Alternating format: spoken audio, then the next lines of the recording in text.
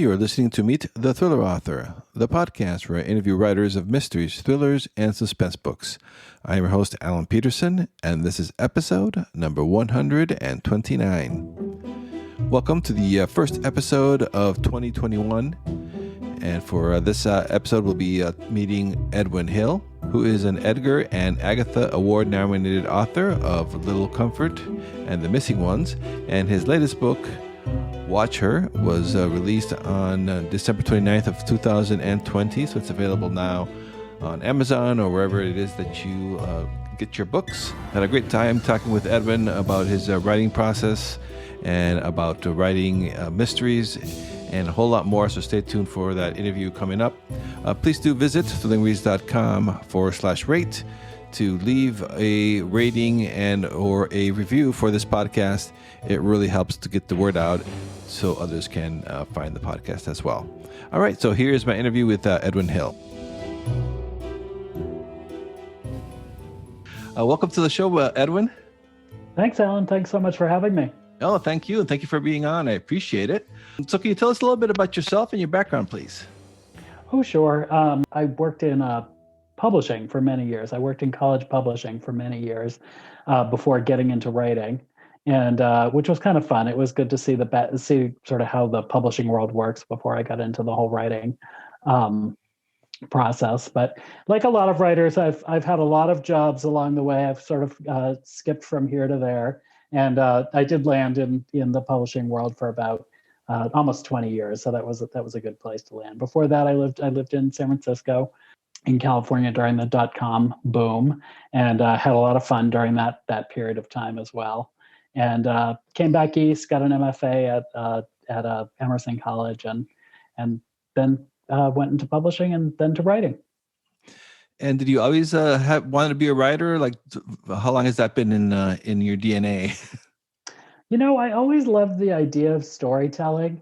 When I was a kid, I read a lot. My parents always took us to the library every week, and we got a stack of books and brought them home.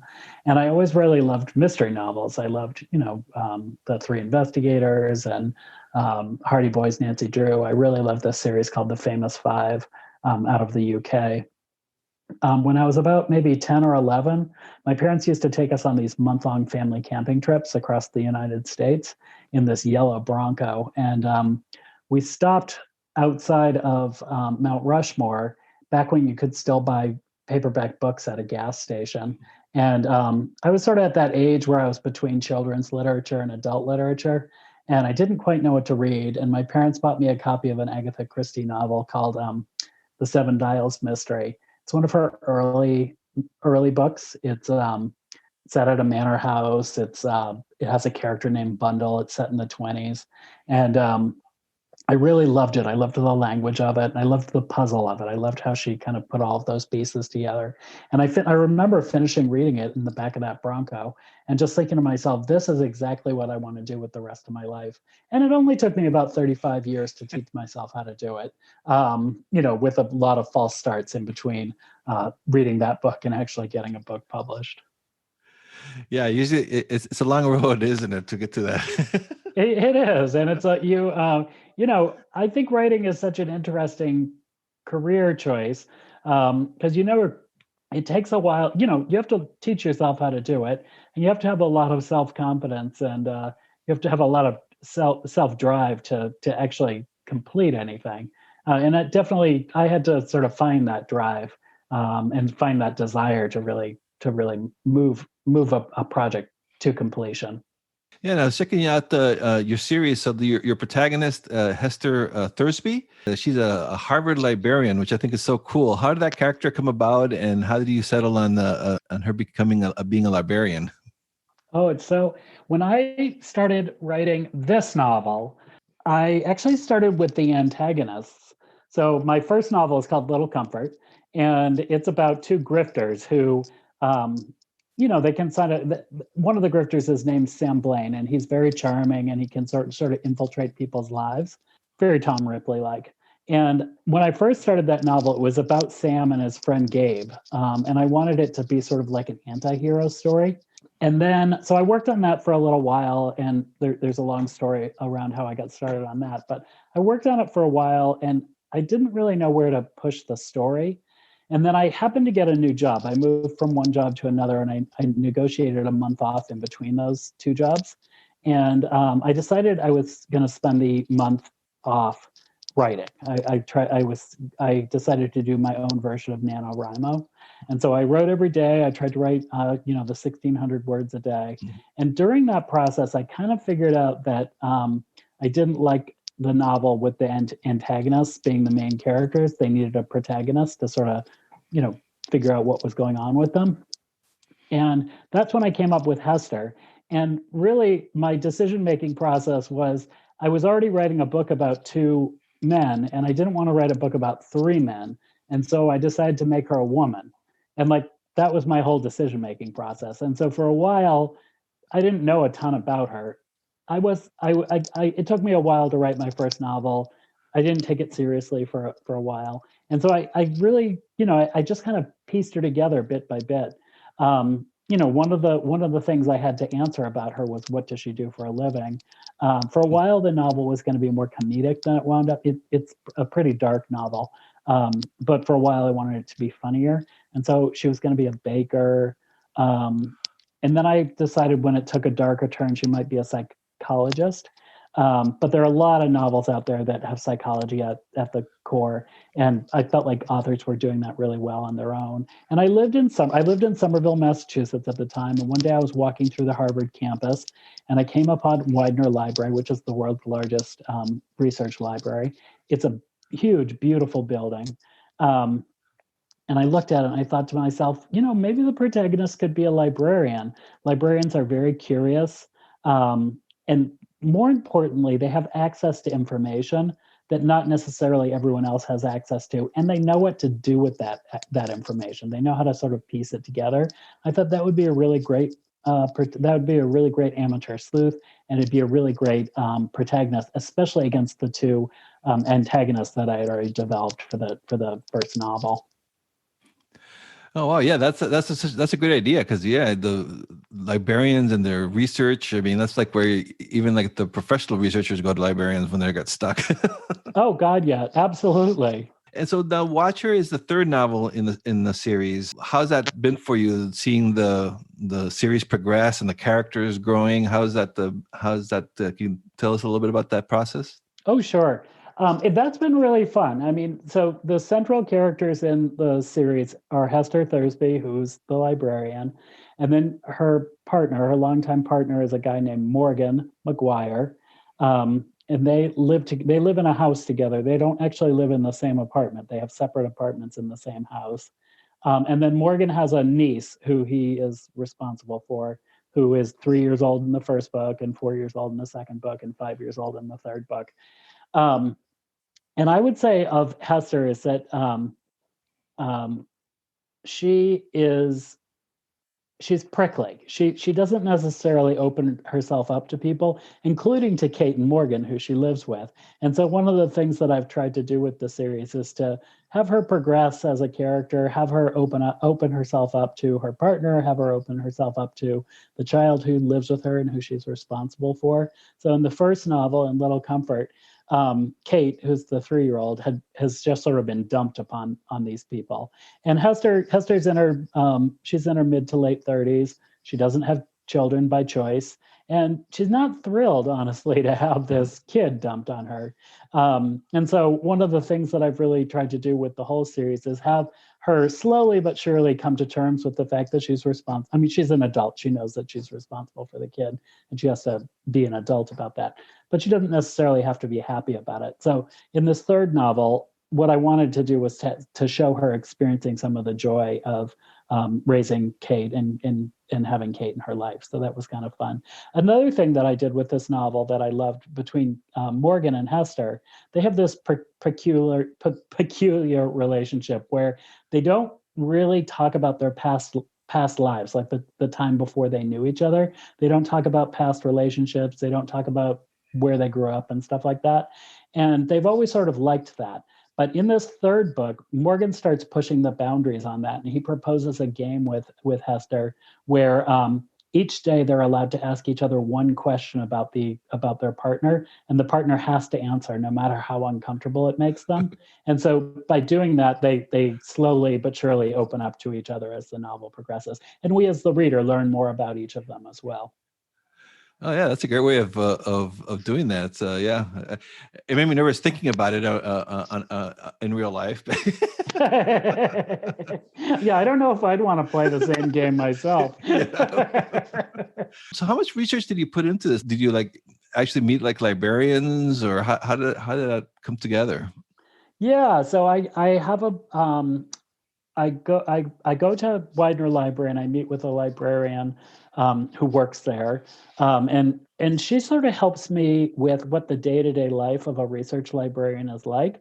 So like all these amateur sleuth books. I mean, Hester's not at work all that much, but when she is at work, I kind of want to show her doing things that research librarians do, especially at a large university like Harvard. So she's on committees, she helps with databases, she does a lot of different things beyond what you would imagine a typical librarian might do.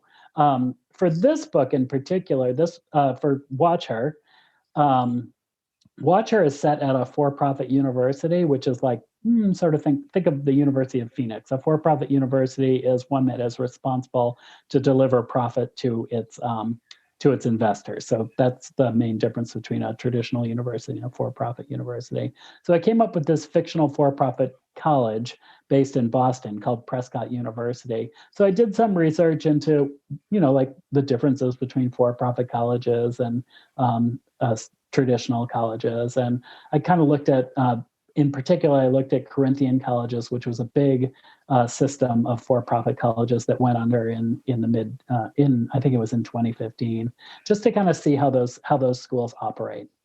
So those were two areas where I researched a lot. Yeah, I remember hearing about that one. Like people, like all of a sudden, people were about to graduate, and then it was like poof, everything was gone.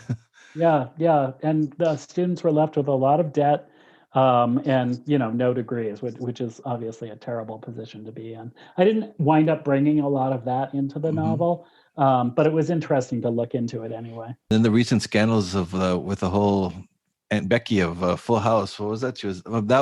They were paying their way into their kids' college. Oh yeah, well that sort of happened actually while I was writing the book, and there's a very, very, very small I actually brought it into the book. There's a very small subplot that happens about 2/3 of the way through the book. I don't want to say too much about it, but you'll recognize Aunt Becky in there.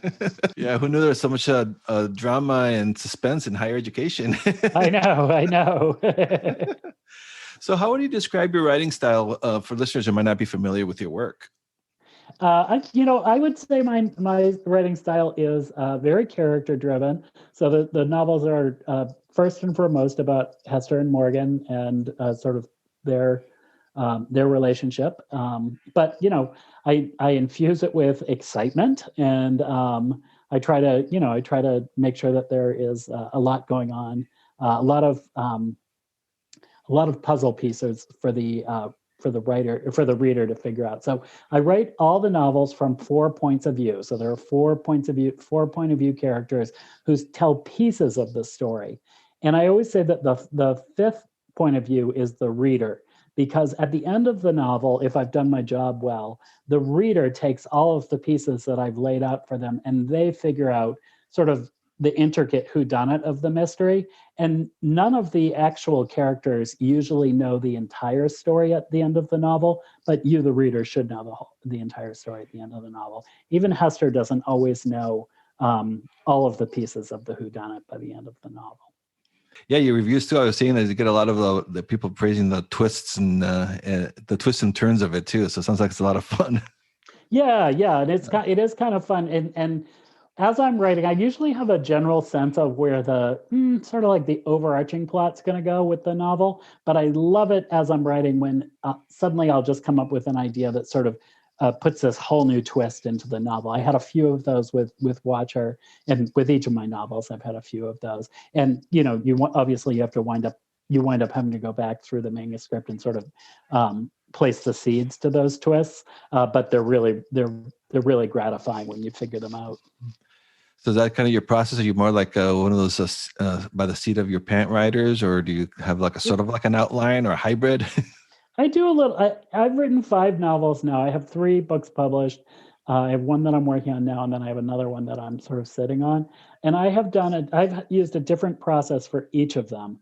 I wrote one book my second book, which is called The Missing Ones.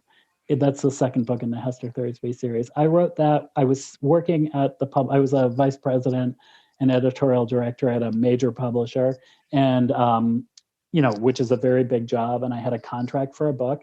And so I didn't really have a lot of spare time that year when I was writing that book. So I had to work on an outline, and I had to be very judicious with my time. Otherwise, I never would have gotten the thing done. But my first book, I was really teaching myself how to write a book as I was writing it. And it took me a long time to write it. And that was definitely I was writing by the seat of my pants. And then I wrote another book very quickly. That's the one that I'm sort of sitting on and letting ripen for a while. But that one I wrote with a outline, like a 1-page. I basically had a 1-page outline where I had just a 1 sentence for what each chapter was about. And it was actually the easiest book I've ever written. I just kind of followed the outline. I knew in my head exactly where the book was going, and it just flowed right out of my fingertips. The one I'm working on right now, I've used a different process where I've broken it up into 16 parts. I don't even know what you would call this. I've broken it up into 16 parts, and I'm treating each of the 16 parts sort of like its own short story. And then I'm weaving those short stories together. We'll see whether that works. Yeah, that'll be interesting to see. See what that. Yeah, when that book's ready and published, you got to come back and we'll see how that went. I find it so interesting too. I was reading so your book focuses a lot on the gender dynamics between the 1990s, 2010s, and so I'm always fascinated with that, especially the last few years with a lot of focus on that subject matter. Can you talk a little bit about that, the writing characters, and defining stereotypes? Yeah. So in this book, one of the point of view characters is a woman named Maxine Polakowski. She runs Prescott University, the for-profit university. She's the general manager there. And the novel starts with a prologue that's set in 1997 when she is 27 years old, and really sort of beginning her independent life. She's just moved out of her parents' house. She's moving into her new apartment, and something happens on the night that she moves into her apartment that sort of impacts the rest of her life and the story in the present day. But I always try to explore gender dynamics in lots of different ways. So in Watcher, one of the main characters, one of the point of view characters, is a police detective named Angela White. She's a lesbian. She lives with her partner, Carrie, and Carrie's son. I find I was doing this myself, and so I wanted to make sure I broke away from this. I find there sometimes you'll have sort of characters in the background in thrillers who are queer identified or something like that, who are kind of sexless. They don't do anything. So I wanted to make sure that I made sure that she had a full sexual life, and that she was a fully realized character. There's another character. I don't want to talk about another character because it's part of the reveal in the story, but there are definitely other areas where I explore gender dynamics in that story. No, yes, that's cool. So so like you saw something that was missing, and you're like, well, I'm going to address it from the other stuff that you've been. Well, I would say it's even my own writing. Angela White is the character. I try to only criticize my own writing. Angela White is the character. She emerged in my first book sort of out of necessity. She's a recurring character. In my first book, about 2/3 of the way through the book, she came up as a character because there was a murder and I needed a detective to show up. So Angela White showed up to investigate the murder. People who read that book really liked the character, though. She's only in like 3 or 4 scenes. But readers were always telling me I'd go to libraries and stuff, and people were always saying, oh, we really like Angela. You should do something with her. So then I was writing my second book, and because people had told me they liked her, I wove her into that story. I sort of added a storyline for her. Again, it was sort of a secondary storyline. So when I was finally getting to my third book, I had the time to actually develop a full storyline for her. And one of the things I noticed from my own writing was I'd made her a lesbian, but I wasn't doing anything with the fact that she was a lesbian. I wasn't making that sort of part of her core identity. And so in this book, because she was a major character, I wanted to make sure that that was part of her core identity, and that it was, it was like part of the forefront of her character. And then another big part of your book seems to be the city of Boston. So can you tell us a little bit about your connection with that city and why you chose to base it there? Oh, sure. So the series is based in Hester and Morgan live in Somerville, which is a city that runs right alongside of Boston. It's sort of between Cambridge and Boston. And I had them live there originally because I lived there. It made everything easier. Yeah. But part of why I love New England, and part of why I love setting the stories in New England, is New England has a very, very rich geography, but it's also small, it's compact. So you can go from urban to very rural in a matter of, an hour's drive. You can go from the mountains to the ocean in a matter of an hour's drive. You can go, you have all 4 of the seasons that you can work with. So you can incorporate all of those into each of the stories. So my first book, for example, is set in Somerville, where Hester and Morgan live, but it's also set on Beacon Hill, which is a very historic and very Tony part of Boston. And then a lot of the narrative is also set in the wilds of New Hampshire, in the depths of winter, because I wanted to put Hester in great danger. And so she's sort of like out there in the middle of nowhere by herself for the last sort of third of the novel. My second book, The Missing Ones, I set, again, part of it's in Somerville, but most of it's set in an island off the coast of Maine. Or if you've ever been to Ireland, there are like tons of. Ever been to Maine? There are like tons of islands off the coast of Maine. There's a real island which is called Monhegan Island. It's about 8 miles off the coast of Maine. It's I think it's 4 square miles. And one of the fun things about it is that maybe 50 people live there year round. And then in the summer, maybe 2,000 people live there as summer people come in, but no cars are allowed there. So it's like a very remote place. It's a very simple lifestyle. And so I adopted that island. I renamed it and made it fictional. I made it Finisterre Island for the Missing Ones. But I wanted to explore the idea of living in a very remote place where the weather is very severe and that kind of thing. And then in my third book, I decided I wanted to set that actually in Boston and not leave Boston. So I set it in a neighborhood of Boston called Jamaica Plain, which is sort of like a mix of residential and more urban. But it has this enormous park running through it called the Urban Necklace. So I used the park, and there's a big pond right there too, and I used the pond a lot in the novel as well. So I try to move those stories around New England, use the best of what we have here, and really try and showcase it as much as I possibly can. I say too, I really love the name of Hester Thursby. It sounds so New England, like John Houseman in The Paper Chase. Well, I'll tell you that name. So I always name characters when I'm writing. I try to name characters really quickly, especially when I'm drafting, because you can always go back and change them. And B, when you're drafting, you don't want to be distracted by anything, and it can be very, very easy to have 5 hours go by and all you've done is hang out on baby naming sites. Yeah. So when I came up with Hester as a character, I didn't know much about her, but I did know that she was a woman, and I knew that she had this child. And so I thought, well, the day I decided to add her to the story, I thought, I'll just call her Hester and I'll call the child Pearl, after the characters in the Scarlet Letter. And then the next day I woke up and I thought, that is so pretentious. I really have to change that. But I thought, I really like the name Hester. I'm going to leave Hester. I like those sort of old fashioned names.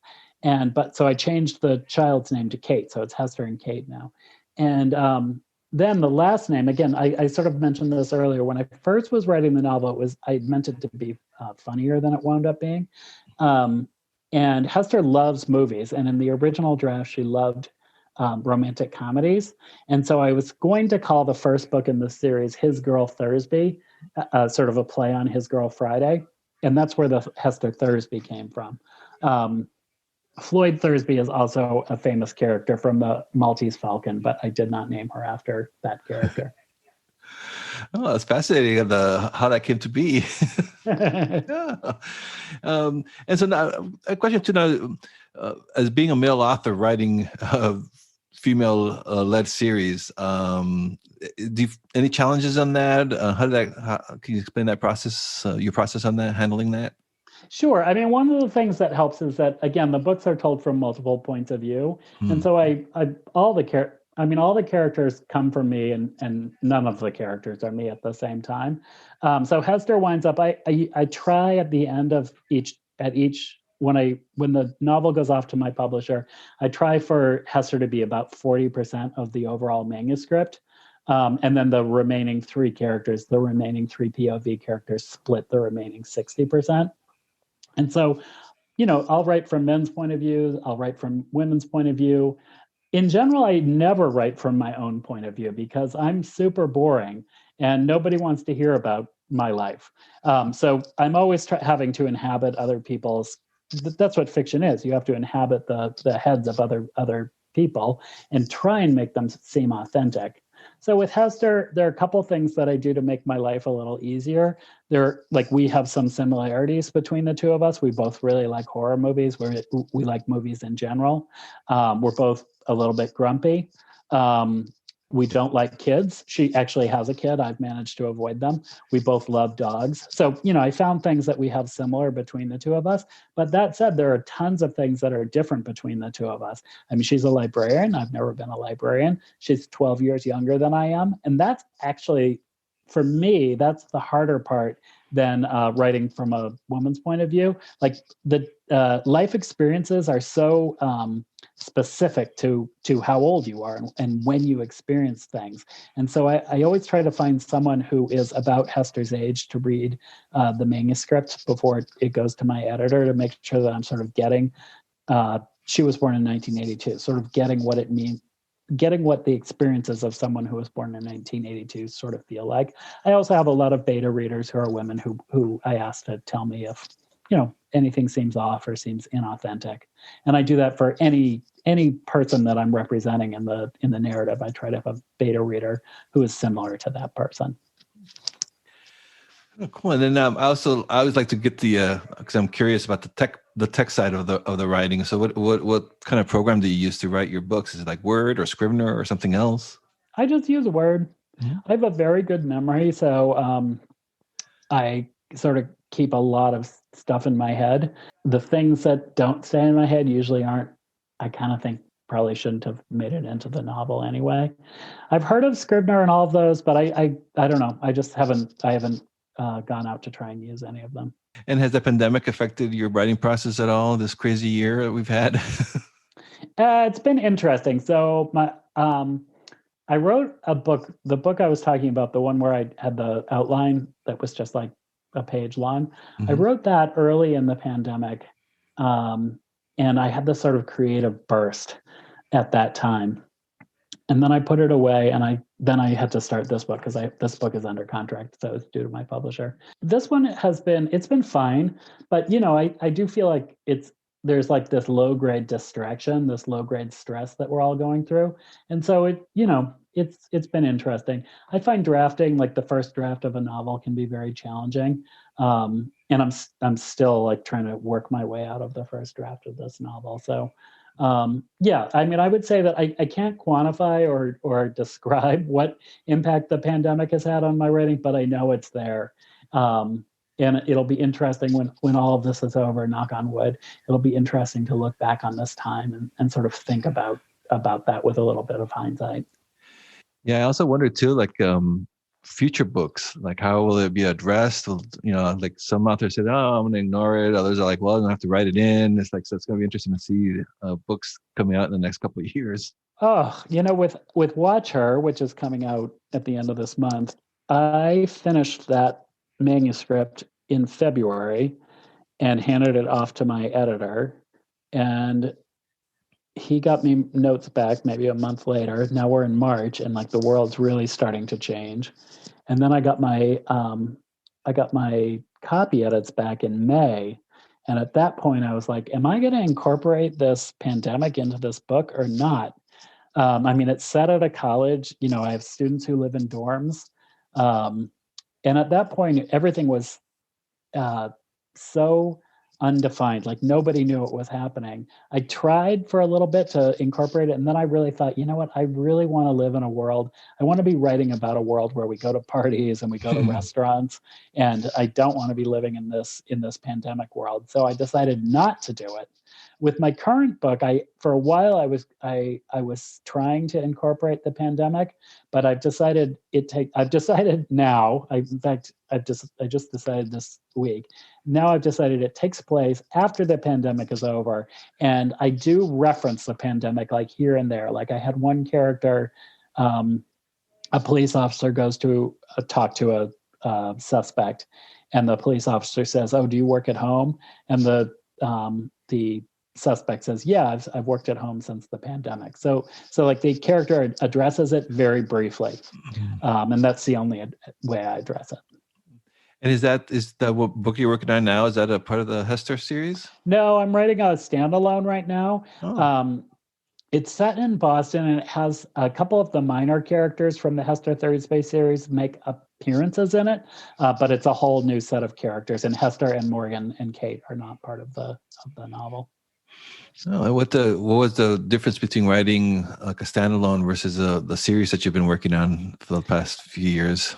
Oh, it's kind of fun. So you get to work with a whole new set of characters. And I'm quoting my good friend Hank Philippi Ryan, who's another thriller writer here. But when you write a standalone novel, one of the things that is very freeing about it is that anyone can do anything. With the Hester Thursby novel, like Hester and Morgan, they can't really murder anyone, and they can't get killed. You know, so you sort of always are hemmed. You're not hemmed in by that, but that's the rule of the series. It's like, no one's going to read the Hester Thursby series if I kill off Morgan. So with this book, though, because it's a standalone, anyone can be good, anyone can be bad, anyone can be killed. And that's really kind of fun. It frees up your creative juices. And do you have plans to continue writing the Hester character? Yes. So after I finish this book, I have a planned fourth book for the Hester Thursby series. There's a tiny, I hope it's not annoying, but there's a tiny little cliffhanger at the end of Watch Her that it doesn't impact the novel at all, but it does sort of carry you into the next novel. And and I can't say anything about it, but that question will be answered in the Hester Thursby book that comes next. Cool. All right. So before I let you go, I always like to ask my guests, because I have aspiring writers that are listening to this podcast. Any advice for aspiring writers out there? And you have that publishing background too. So yeah, I would say be dogged and be determined. Just like believe in yourself and like keep working at it. I mean, I think sometimes writing a novel takes a really long time, and you have to just kind of do the work to get it done. You see these movies where the character writes a novel while sitting in a house on the Cape with a beautiful view, and they write the end at the end of a piece of paper, and it's like they just did it during a montage. That's not really how you write a novel. It takes a long time, and you just have to be dedicated and really believe in yourself. Great advice. And where's the best place for listeners to find you? I mean, your website is edwin-hill.com.